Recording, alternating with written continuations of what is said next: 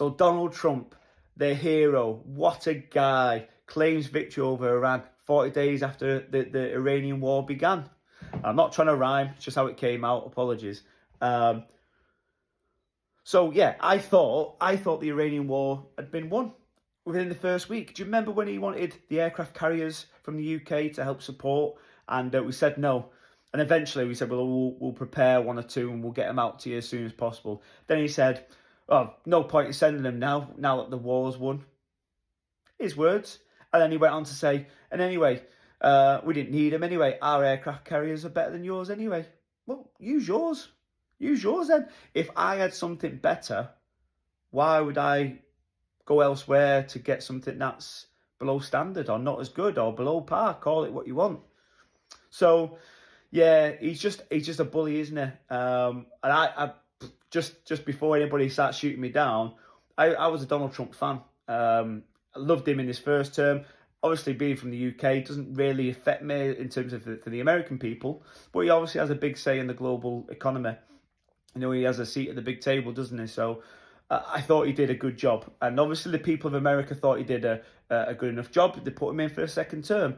But this time around has been completely different, hasn't it? You know, going into Venezuela, he wants to take Greenland, wants to go into Cuba. He's done this with Iran. Although he went into Iran to get rid of the regime for the benefit of the Iranian people. He don't give a shit about the Iranian people.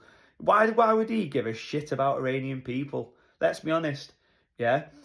2 days ago, he said, I'm going to end this war because the American people want me to. Yeah, it probably is. Probably getting a lot of stick from American people, yeah, for this war. Fuel prices, living costs, everything's going up.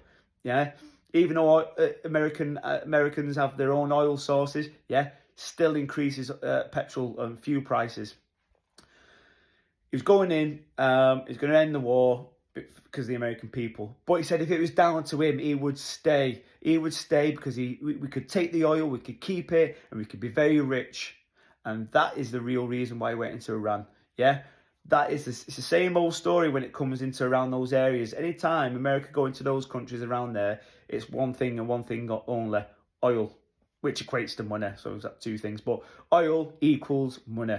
Yeah, it's money, financial gains, and you know, it's bully tactics. He went into Iran, tried to, give him short, sharp treatment, bomb him. Yeah, thinking that the Iranian supreme leader and the Ayatollah and all that would just go, yeah, we'll negotiate with you. Didn't happen. He didn't expect Iran to fight back the way that they have. Yeah, he's done more flip-flops than Keir Starmer as our Donald Trump, because he puts out these threats thinking that works normally, and the Iranians are going, nah, ain't going to wash with us, mate. Yeah. They had a deadline, 1 a.m. this morning. So this is Wednesday as I'm recording this. Wednesday in the UK. Wednesday, 1 a.m. in the UK. There was a deadline. Open the straits. Or, in his words, he was going to end civilization in Iran. Yeah. And we all know he was never going to do it, because if he did, there would be severe consequences. And I think he was trying to put the pressure on Iran. And at the 11th hour, he's going to do a 2-week ceasefire because he didn't want it. Yeah, he hasn't got the bollocks. Yeah, and this is what happens with bullies. Yeah, bullies will do anything they can to threaten people. Yeah, because normally the threats work, and soon as somebody stands up to a bully, yeah, the bullies get taken down, and that is exactly what's happened. Yeah, and Donald Trump ain't going to get what he wants. Yes, the straits might open for the next 2 weeks. Fantastic. What happens after that? Yeah, we're going to have another ceasefire. Yeah. So anyway, love to hear your thoughts on this. I just think Donald Trump has got no balls and loves to wear his flip-flops under his little desk. Yeah, more flip-flops than Keir Starmer. Anyway, peace out, everyone. Drop me some comments. Love to hear your thoughts on it. Take care. All the best. Have a smashing day.